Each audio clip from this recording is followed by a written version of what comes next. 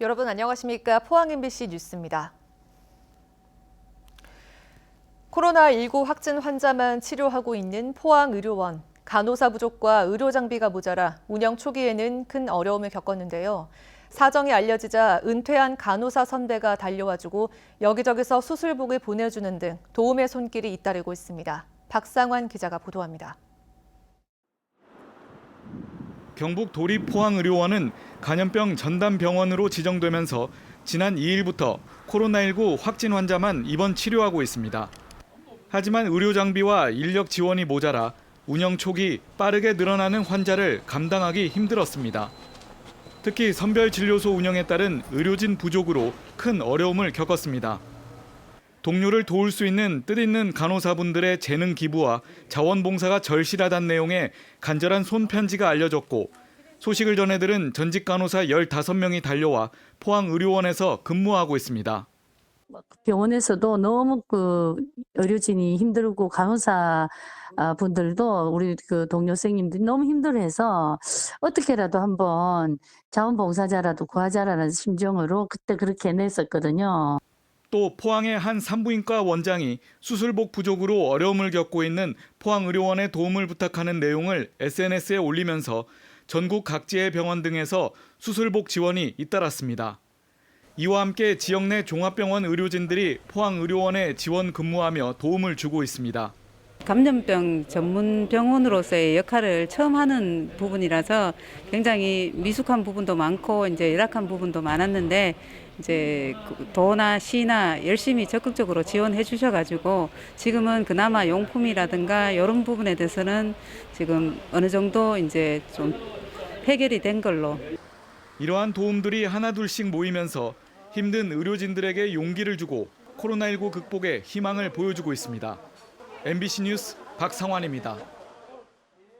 경주시는 공적 마스크 오부제 판매 과정에 혼란이 이어지자 약사회를 긴급 협의해 어제부터 오후 1시로 판매 시간을 통일하기로 했습니다. 또 공적 마스크 판매 시작 시간은 같지만 약국마다 마스크 배송이 조금씩 다를 수 있다며 문의 후 방문할 것을 당부했습니다. 경주에선 그제부터 공적 마스크 판매가 시작됐지만 오전에 마스크가 배송된 약국들이 적어 시민들의 불편이 이어졌습니다. 코로나19 감염에 취약한 노인 인구가 많은 농어촌 군마다 고령자들에게 보건 마스크를 특별 지급하고 있습니다.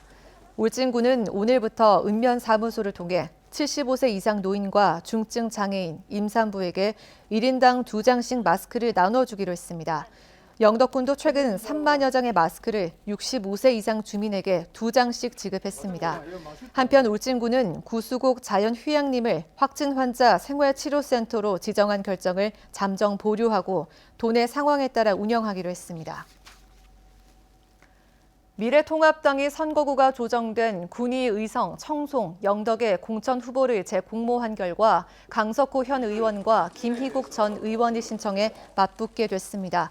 삼선의 강 의원은 당초 공천에서 배제돼 무소속 출마설까지 나왔지만 현재 자신의 지역구인 영덕이 포함된 이곳에 신청했고 김희국 전 의원은 대구 중구 남구 공천에서 탈락한 뒤 고향인 의성이 포함된 이곳에 신청했습니다.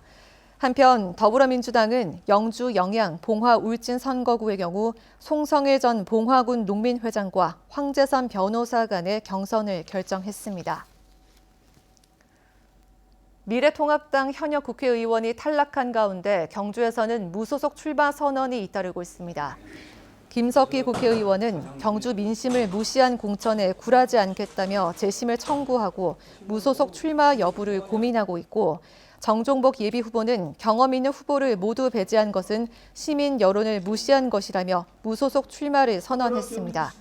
경주시 선거구 경선에 나선 박병훈 예비후보는 투명하고 공명정대한 총선을 촉구했고 김원길 예비후보도 경선을 통해 미래통합당의 힘을 보여주자고 호소했습니다. 포항시는 지열발전 부지 안전성을 연구할 기관 설립을 정부에 건의했습니다. 포항시는 지진특별법 시행령에 대한 주민 의견 수렴 결과 지열 발전 부지의 지속적인 모니터링과 정보 공유가 필요하다는 여론에 따라 이같이 건의했다고 밝혔습니다. 이상으로 포항 MBC 뉴스를 마칩니다. 여러분 고맙습니다.